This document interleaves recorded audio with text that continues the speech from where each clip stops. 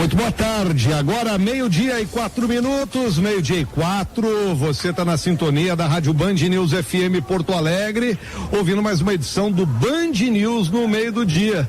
Hoje eu estou aqui em pleno Parque da Harmonia, no acampamento Farroupilha, com cheirinho de churrasco no ar, muita tradição à minha volta, e meus piquetes que já estão montados para a Semana Farroupilha, te deixando com um pouco de inveja, Laura Becker. E, aliás, quero dizer que senti a sua falta no Tem Mulher na Área de hoje. O que houve que você não está no ar, Laura? Pois é, André, eu tô levemente morrendo, né? Com essa voz que não é a minha. Que voz é essa, menina? É outro ser humano que habitou meu corpo e fala nesse momento.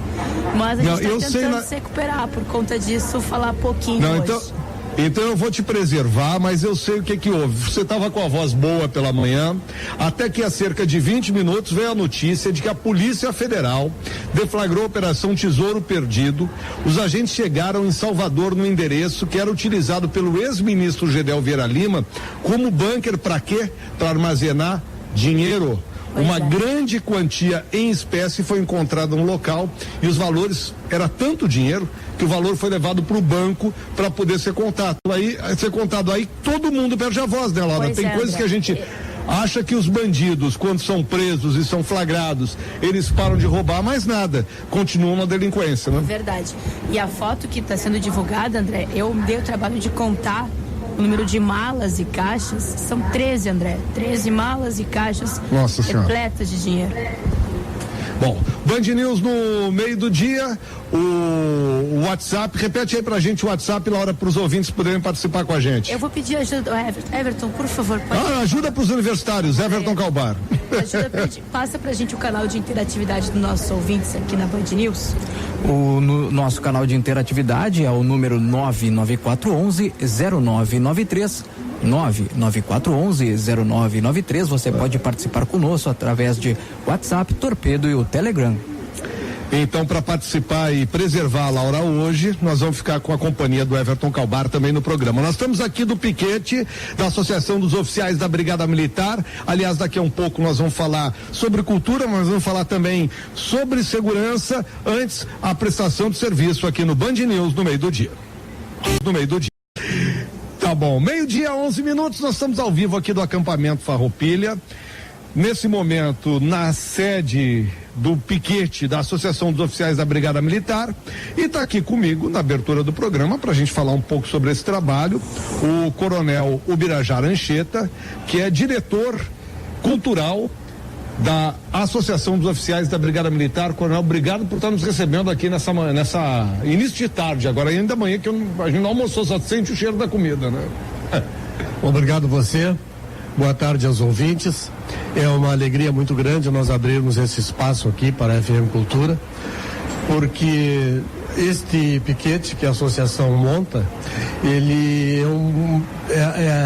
com o objetivo de trazer a associação e os seus associados para esse momento sociocultural do Rio Grande do Sul, que tem uma importância espetacular. Agora, pela característica da família brigadiana, o tradicionalismo é uma coisa muito forte dentro da brigada, né? Sim, com certeza. Sim, desde o início da brigada, ele está junto, porque o tradicionalismo, o que a gente comemora aqui? A nossa Revolução Farroupilha, que é a nossa maior tradição. E a brigada foi criada lá dentro do momento da Revolução, muito embora para combater os farrapos, para segurar a nossa capital, mas foi criada ali dentro. Daquele movimento. Hoje em dia, né? Estamos aqui celebrando aquela revolução que a brigada lutou para uma fala lá naquele instante, né? Para defender Porto Alegre. Como é que se faz como é que se explica que a gente está aqui comemorando agora? Bem, em primeiro lugar, pelo sentimento gaúcho, né? De civismo, de gauchismo que nós temos, porque a brigada, a partir daí, ela sempre lutou ao lado dos gaúchos, para os gaúchos e pela legalidade das coisas. Então ela esteve sempre ao lado do governo e sempre ao lado do povo, principalmente. Tá. Bom, o senhor é membro da Academia Brigadiana de Letras, né? Sim. E está aqui conosco também o Alberto Afonso, que é o presidente da Academia Brigadiana de Letras. Quantos são os brigadianos que atuam, que enveredam para essa área da literatura e das letras, Coronel? Seja muito bem-vindo aqui à Band News. Muito obrigado, é um prazer, uma imensa satisfação estarmos aqui presentes e podermos inclusive trazer algumas informações a respeito não apenas da Academia Brigadiana de Letras, mas também a respeito da própria história rio-grandense, história da Brigada Militar, conforme o possível. Muito obrigado por tudo. Nós temos hoje a quantidade de 17 membros efetivos na Academia Brigadiana de Letras. Todos oficiais? Não. Ela congrega todos os, não apenas oficiais, mas todos os membros da Brigada Militar que atuam na área literária, independentemente de ser oficial ou não, e inclusive civis que tenham escrito alguma coisa que seja relacionada com a Brigada Militar ou a própria história. Então ela não é uma exclusividade da Brigada Militar, embora mantenha esse nome e tenha por objetivo a literatura dentro da corporação. Pois é, toda a produção literária, ela está voltada à Brigada? Tudo aquilo que se escreve, seja em poesia, em conto, crônica? Não. É suficiente para compor a Academia Brigadiana de Letras, é suficiente que ele seja brigadiano, ou embora não brigadiano, tenha escrito alguma coisa referente à Brigada Militar. Não impede que ele também escreva coisas, como é o meu caso, escreva coisas que não sejam necessariamente relacionadas à Brigada Militar. Atuo, por exemplo, na área dos contos, na área da poesia, e esses contos e poesias não são voltados à corporação. A segurança pública lhe inspirou, não? Não é bem uma musa, né? Realmente não, mas eu tenho inclusive uma obra publicada onde eu tenho um conto que se refere a questões relacionadas à Brigada Militar, e estou com um novo livro que deverá ser lançado ainda este ano, que também traz pelo menos um conto a respeito disso, mas a maioria certamente trata de questões genéricas. Foram quantos anos de brigada, coronel? 35 anos efetivos. Efetivos. E quanto tempo você está na reserva? Já? Desde 2001, são 16 anos no caso. Vale a pena essa trajetória? Vale, com certeza vale. Ela não só é inspiradora, como ela também gratifica em função do trabalho que nós exercemos, porque o nosso trabalho é um trabalho verdadeiramente solidário, porque nós somos capazes, os policiais de uma maneira geral, eles são capazes de entregar a própria vida em defesa da vida de outro. Ninguém é tão solidário quanto o policial. E o senhor está falando literal, né? Porque é fato, né? É fato, isso é realmente fato. É fato. Qual foi a sua trajetória dentro da brigada? Eu ingressei em 1966 como aluno, evidentemente, e me formei em 1969. Passei por todos os postos da corporação.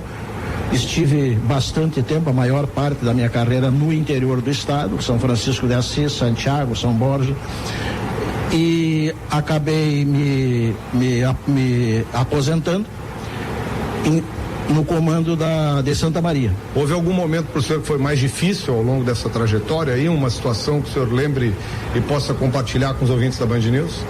Sim, eu tive várias situações na atividade policial, porque quem está destacado atua praticamente diretamente na atividade policial.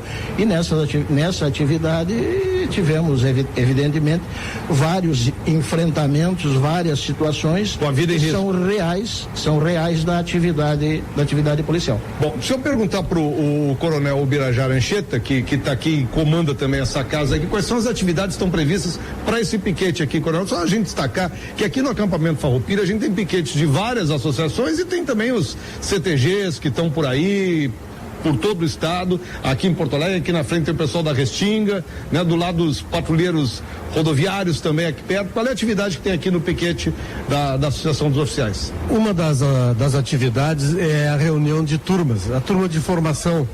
Quando as pessoas se formam na academia, aquela turma do ano 60, 70, 80, então eles permanecem como uma, digamos assim, Eles são uma turma que nós, como a atividade nos leva a vários pontos do estado, a gente fica meio separado. Então, nesse momento que nós estamos aqui, nós permitimos que haja esse congraçamento, que essas pessoas se reúnam aqui para almoçar, para jantar, para confraternizar e lembrar dos seus tempos. Vão encontrar os amigos aqui, com muita história para contar. Com as histórias para contar, com todo. Então, esse momento sociocultural que a associação oferece aos seus associados, neste momento do acampamento Farroupilha. E o senhor, qual é a sua trajetória na Brigada, Coronel? Também, eu fui em todos os postos, entrei com 16 anos na Brigada Militar, me formei com 19. E tive 35 anos de serviço, capital, interior, tive praticamente todas as funções que o oficial, a ele é delegado, eu exerci todas as funções, até coronel. E está quanto tempo agora só nas atividades, cuidando da associação, da vida, da família? Estou há 6 anos, mas me aposentei em 98. 98. E agora está cumprindo essas funções aí também. Ajudando meus companheiros aqui dentro da associação naquilo que eu puder fazer. Deixa eu fazer uma pergunta para o senhor que tem muito a ver, para os senhores, né? Tem muito a ver com a minha chegada aqui. É fácil de achar a sede aqui do piquete, porque o parque é um labirinto, né? O lote 140 tem como referência o centro do acampamento. Quem chega no centro do acampamento, no palco, tem um açougue e uma churrascaria grande. É do lado do açougue. Tá do lado do açougue. Se tiver falta aqui, tem onde buscar rápido, né? Aí se não é problema aqui. Olha, Coronel Ubirajara Anchieta, Coronel Alberto Afonso, muito obrigado por conversar com a gente aqui no Band News no meio do dia, viu? Tá bom, uma coisa que é importante também que dizer que eu também sou presidente da Estância da Poesia Crioula. Congrego nossos poetas nativistas. E é independente da Brigada? Não tem nada a ver com a Brigada. E essa estância, ela teve 4 brigadianos ilustres. O Hélio Moro Mariante, que foi um presidente, o José Hilário Retamoso e o Vasco Melo Leiria, que foram também presidentes da Estância da Poesia Crioula. E o senhor agora? E eu agora, e o que me orgulha muito. Tem uma poesia crioula na ponta da língua, não? Agora não tem, mas podemos ler aqui. Então vamos lá. Vamos lá um pedaço. Um pedaço Vem só? Aí? Vamos lá um pedaço. Muito bem. O Rio Grande ainda era piá quando a brigada surgiu. E foi na pampa que fulgiu seu estro de soberana. Nossa milícia pampiana sempre na frente da luta, forjando a brava conduta da família brigadiana. Lá no fim, em cada palmo de chão, em cada esquina de rua, em noite escura ou de lua, lá está o homem fardado. Por trás de cada chamado, incerteza e esperança de quem se fez segurança nos 4 cantos do estado. O que eu acho fantástico da poesia pampiana é que ela não é uma poesia para ser lida, ela é quase uma música que se diz, né? Porque ela tem um ritmo todo no falar. Tem um ritmo muito especial, realmente. Meu pai era fã dessa vertente cultural. Grande figura, teu pai. Tá bom. Obrigado, Coronel. Obrigado. Obrigado pela recepção aqui. O cooperativismo faz diferente para fazer a diferença na vida de todos os gaúchos. Onde tem cooperativismo, tem desenvolvimento econômico, geração de riqueza e qualidade de vida para todos. O Sescope RS, cooperativismo, a grande força do Rio Grande. Nós vamos ao intervalo comercial, vamos seguir falando de coisas do Rio Grande, falando aqui do Parque da Harmonia, o Parque Maurício Sirotsky Subinho e o acampamento Farroupilha desse ano de 2017. Nós já voltamos.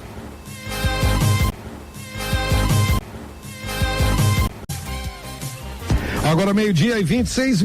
Meio-dia e 26, o Band News no meio do dia. Fala ao vivo aqui do Parque da Harmonia, onde ocorre o acampamento Farroupilha, e nós estamos acompanhando, estamos sendo recebidos, acolhidos aqui no piquete da Associação dos Oficiais da Brigada Militar. Laura Becker, 994110993, ou você ou o Everton, quem tiver com voz por aí, o que tem de mensagem dos ouvintes? Vamos lá, mensagem dos ouvintes, Everton Calbar. Olha, André, mensagem dos ouvintes até agora tem... O Ivo está criticando o governo, dizendo que o Sartori não paga a União, os servidores, os fornecedores, os municípios, ou seja, nada, e pergunta, cadê o dinheiro? E a outra mensagem de um ouvinte que não assinou, está saudando a brigada aí, certamente ouviu a sua entrevista anteriormente, André. Tá certo, obrigado Everton, Laura, que está lá cuidando da voz no dia de hoje, e nós vamos conversar agora, seguir falando um pouco sobre a brigada e vem ao encontro também desse ouvinte que se queixava do governador do estado. Tá aqui conosco o Coronel Marcelo Gomes Frota, que é o presidente da Associação dos Oficiais da Brigada Militar e que nos recebe aqui no Parque da Harmonia. Muito obrigado pela acolhida, seja bem-vindo à Band News também, Coronel. Muito obrigado, eu quero renovar os cumprimentos, a recepção que os oficiais, o Coronel Landa, o Coronel Anchieta já fizeram à Band News, mas renovar nossa alegria em poder recebê-los, aos teus ouvintes. Um abraço especial aos oficiais da Brigada Militar e do Corpo de Bombeiros, agora separados, que estão nos ouvindo e que te prestigiam com muita frequência aí, eu tenho absoluta convicção que tu é um formador de opinião e o teu programa é muito importante nesse estado. Fico feliz em poder contar com todo tipo de audiência. Sabe que esse programa eu gosto que de vez em quando tem lá um sindicalista que me manda uma mensagem, tem o pessoal do outro lado, o empresário, a gente consegue, ouvindo um pouquinho de cada lado, e ajudar as pessoas a formarem opinião, que é o papel do jornalismo.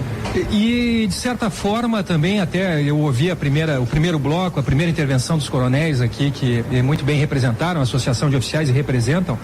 Isto é uma vocação, né? A vocação da inserção social que a Brigada Militar possui e que de certa forma faz parte do mantra do jornalismo, né? Se inserir na comunidade, contribuir com informações e trazer o esclarecimento. Coronel, o senhor preside uma entidade que, entre outras coisas, negocia com o governo do estado, pressiona o governo do estado para cumprir as suas obrigações, né? Entre elas a questão que envolve o pagamento de servidores.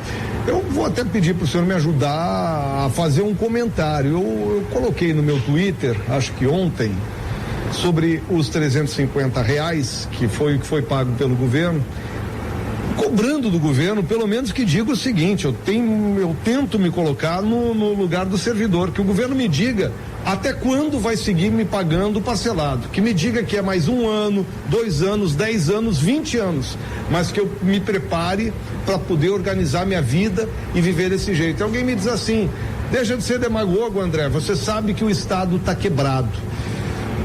Para o senhor que está recebendo R$350, para os oficiais da brigada que estão recebendo R$350, para os brigadianos da base, os soldados que estão recebendo R$350, como é que é essa realidade, coronel? Olha, eu preciso te dizer, André, que essa realidade é o seguinte: é o cidadão do estado do Rio Grande do Sul que está recebendo R$350, porque o nosso povo, o povo do Rio Grande, que é um povo altaneiro, nós estamos aí nas comemorações do mês Farroupilha, que é um povo que se ergueu contra a federação por causa da tributação do charque, não é isso? É um povo que não aceita esse tipo de conduta de parte do gestor, que de uma hora para outra vem a público e informa que recebeu como herança uma crise brutal, que cria uma crise dentro da crise, na medida em que tu mesmo pega muito bem na tua pergunta, quer dizer, não tem uma única projeção de quando é que isto vai acabar e de que forma isso vai acontecer. Porque isso me parece o mínimo que o servidor tem direito nesse momento. Nós já estamos há 2 anos nessa situação. Eu não tenho a menor dúvida de que isto é o direito do servidor, é o direito do cidadão, mas isto esbarra numa situação que é absolutamente transparente no governo Sartori. Se tem uma coisa que é transparente no governo Sartori, é a falta de projeto no que diz com a recuperação das receitas do Rio Grande do Sul.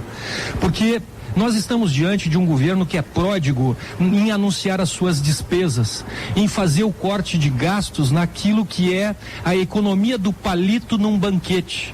Ora, dizer ao povo do Rio Grande, ao cidadão deste estado, que vamos recuperar o estado por conta de atrasar, parcelar salários, por conta de fechar torneiras de gastos, e nem isto faz com qualidade, porque estão aí os auditores fiscais do Sindifisco a anunciar que, ao se debruçarem sobre a nota fiscal eletrônica, experiência prioritária, experiência que foi pioneira, que foi pioneira no estado do Rio Grande do Sul em 2007, bastava o governo se debruçar sobre a nota fiscal eletrônica e nós teríamos um acréscimo por baixo de 1 bilhão e 500 milhões de reais ano na arrecadação.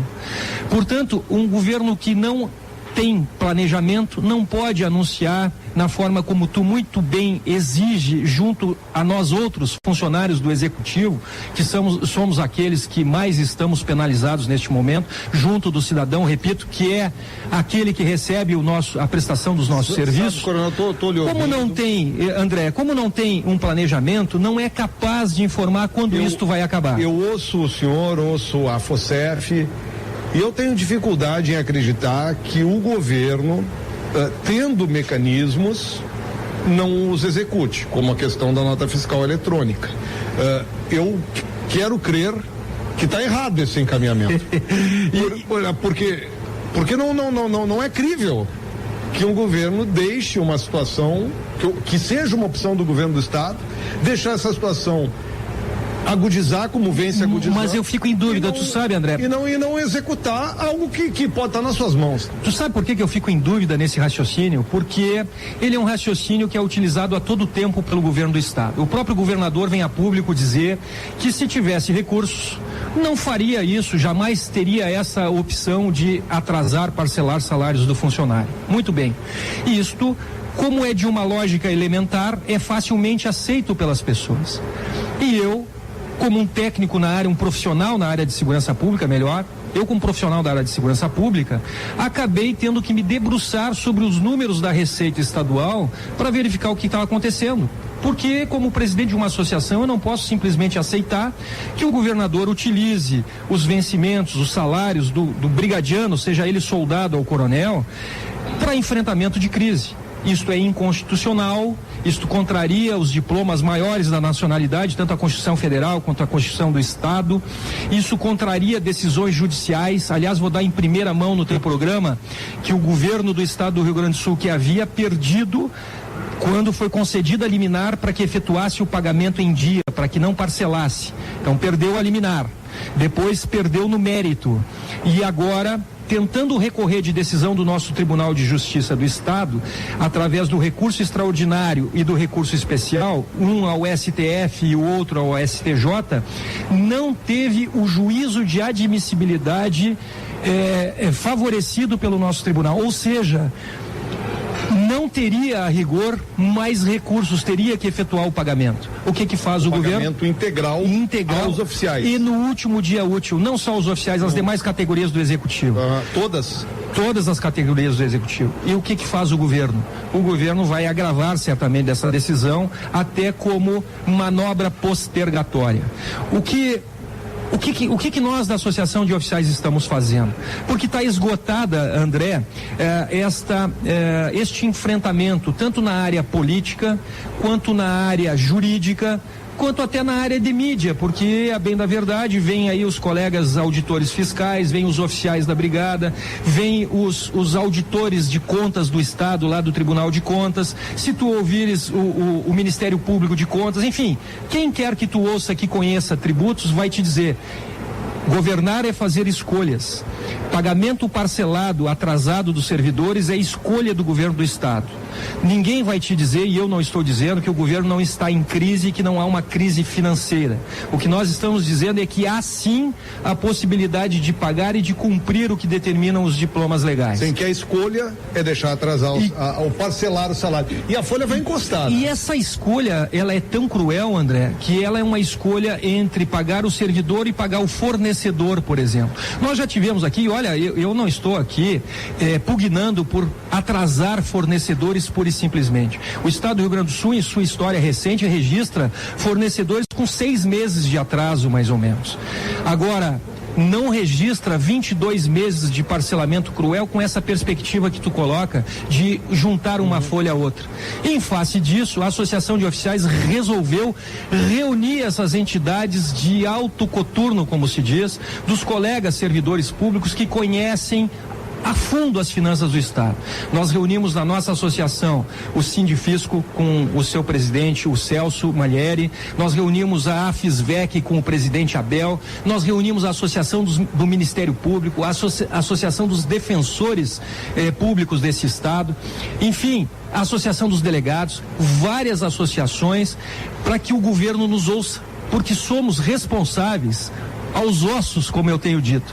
Nós não estamos nos contrapondo ao governo pelo prazer de nos contrapor. Nós estamos, de alguma forma, dizendo ao governo do Estado: nós temos um conjunto de propostas que são factíveis, que são viáveis e que se destinam ao aprimoramento das receitas do Estado do Rio Grande do Sul e não apenas ao corte de gastos. Coronel, o senhor já conseguiu sentar com o governador do Estado? A associação já conseguiu sentar, conversar, colocar a sua posição? Ou seja, o governo está aberto a ouvir também seus servidores? André, em primeira mão eu vou te dizer, nós estamos encaminhando ao governo do Estado, no máximo até amanhã, do dia de amanhã, um documento assinado pela Associação de Oficiais, por seu presidente, o Coronel Marcelo Frota, que está falando contigo e com os teus ouvintes, o presidente da AFISVEC, que é o Abel, o vice-presidente assina junto, que é o Gonar Fernandes, a Bárbara e a Juliana, que são doutoras da Associação dos Defensores Públicos, o Fernando e o Sérgio Hares, que são da Associação do Ministério Público, o Sindifisco, por seu presidente, já citei, o Sindicato dos Auditores Públicos desse estado, o Josué Martins, a Federação Nacional das Entidades dos Servidores dos Tribunais de Contas da União, que é o Amauri Perusso. Nós estamos pedindo, todos nós, e duvidamos que o governo, sensível que é, não nos vá atender, uma audiência com o governador do estado, uma audiência propositiva, onde todos vamos indicar um conjunto de medidas capazes sim de fazer o enfrentamento da crise, capazes sim de fazer um acréscimo nas receitas do estado. O que está acontecendo hoje, esta venda para o cidadão do Rio Grande do Sul, de que a crise é praticamente insuperável, que nós não temos como pagar os nossos compromissos, isto é algo que precisa ser atacado nas receitas e não na coluna das despesas. Eu sempre, Coronel Frota, quando eu penso nessa questão, eu lembro da primeira entrevista que fiz com o governador sobre essa situação de parcelamento, lá quando ele anunciou o primeiro parcelamento, eu me lembrava, eu dizia: governador, fale para o servidor que vai ficar sem receber salário, porque a gente precisa pessoalizar esse processo, porque não é só receber R$350. Os R$350 que o senhor recebe tem um reflexo na sua casa, como tem do brigadiano, do professor, do servidor da Secretaria da Saúde ou qualquer outro.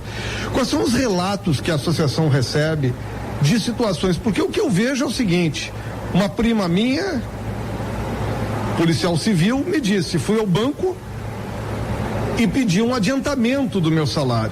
Só que com isso ela deixa no banco 30, 40, 50, 60 reais em juros para poder estar recebendo esse adiantamento. Ou seja, ela passa a ganhar menos todos os meses em razão da situação do Estado. Isso é redução de salários mesmo, André. Isso é redução de salários. Isso enfim, isso é inominável do ponto de vista jurídico, do ponto de vista político, e é por isso que, repito, as pessoas não aceitam de plano o fato de que nós temos como fazer o pagamento em dia dos servidores e passam por esta lógica superficial a crer que o governo está fazendo tudo que está ao seu alcance, mas eu repito, não está. E tu pega bem quando tu diz assim: precisamos pessoalizar, precisamos particularizar essas situações, porque senão é como eu te dar um número aqui, ó, de janeiro a junho deste ano de 2017, houve 1.419 homicídios dolosos.